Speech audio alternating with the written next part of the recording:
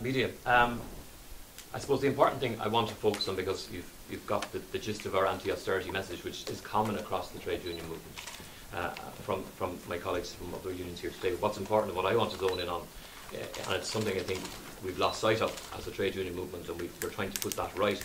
And as has been said, this is the start of something else that we haven't witnessed before, an anti-austerity campaign from a united trade union movement. I represent primarily low-paid public sector workers.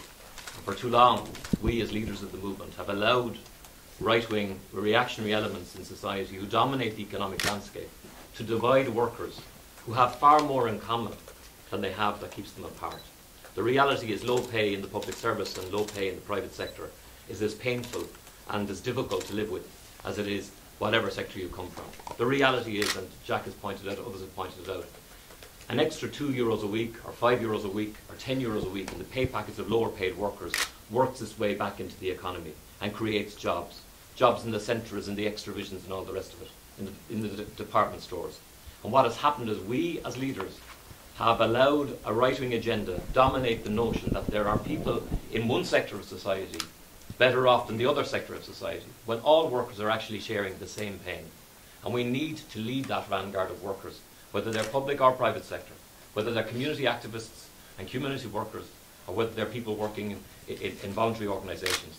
We need to lead them as a body to say enough, quite simply, is enough. You give us money, we spend money, we create employment. What we are seeing is a very much a two-tier society developing in Ireland. The CPSU's position on austerity is very clear. We believe that higher rate earners must pay a higher rate tax band. It's as simple as that. And this is in advance of a budget where this government must realise that the workers, ordinary workers of this society, are no longer divided by people splitting their interests from one another to make them feel that they have one up on somebody else, or that somebody else should pay the bill other than them.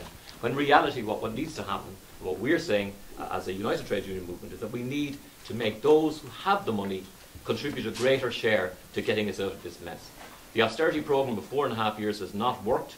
It is the brainchild of those who have that money, and it hasn't worked.